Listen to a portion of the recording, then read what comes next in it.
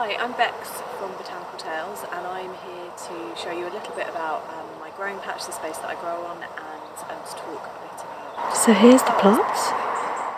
Our allotment extends this way, and my flower growing strip is here. As you can see, it is very, very small, but I have crammed a lot in there, and it's super productive.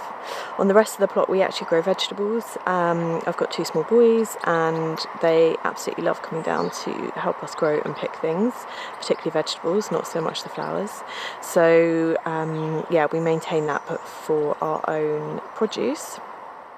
And then this here is where I grow most of the flowers that I then go on to dry. And these are, as I said before, these are predominantly annuals that I've sown sort of from January through to now, and I will succession sow so that I can get the most out of the soil. And also, as much as possible, I'll try to go for those flowers that cut and come again so that I can get maximum kind of use out of the space. So if we walk along, we can see that I have some statice here, which has been really, really beautiful. So a gorgeous kind of apricot pinky colour versus those quite brash colours that you used to get. Lots of helichrysums. I have lots of amaranth and love lies bleeding, which is just beautiful for autumnal and winter displays. And as you can see, the space is really well utilised. I have hardly any kind of soil gaps, and I've done that intentionally because you know, we have to ship our water up from the water butts every time we come to water, and it can take me an hour or two just to do the plot, which, you know, is quite challenging to fit in with everything else, including working and being a mum. So yeah, I'm going to go ahead and I'm going to harvest some of this and take it back to the studio and show you how to dry. Okay, so we're back home in my studio now, which is about a 5-minute walk from the allotment where I grow most of my flowers. My studio is actually in my house. So to the right of me is my living room, diner, kitchen area, and then the studio looks out onto my garden. We have a green roof above it and lots of natural light, which makes it a beautiful space to work in. So what I've got in front of me is everything that I have picked from the plot today, and I would be expecting to take, you know, a quantity like this home with me. So the first thing that you want to think about when you're drying flowers is to make sure that you have an area which is completely moisture free. It's really important that the flowers have ample time to dry out properly, and anywhere that contains moisture, and I'm thinking a shed potentially or a bathroom, is not going to work because the flowers will continue to retain too much of their moisture. The problem when that happens is that they can go mouldy. So the number one thing is to make sure that your area is completely dry and free of moisture.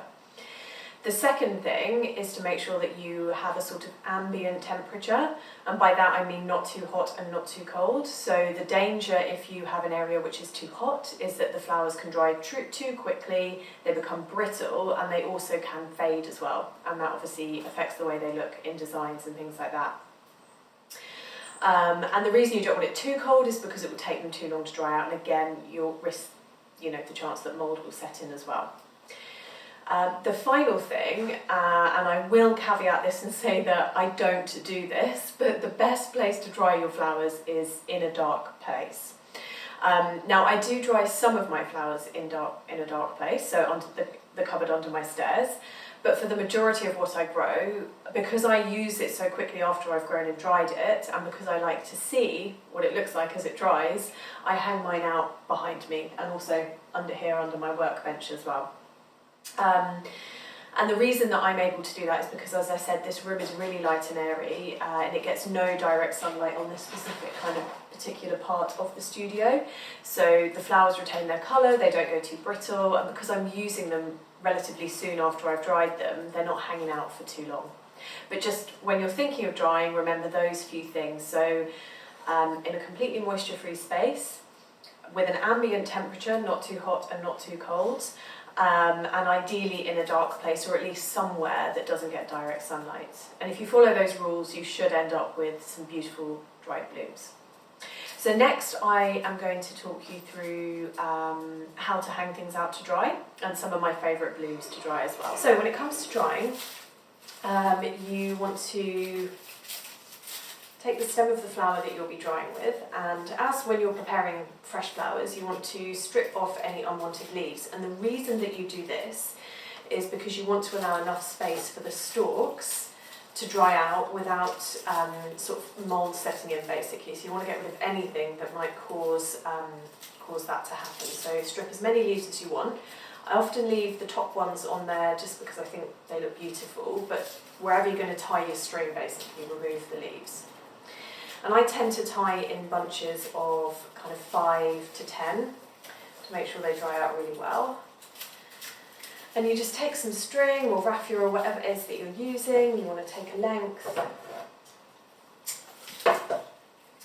wrap it around quite tightly, so a couple of times, tie a knot,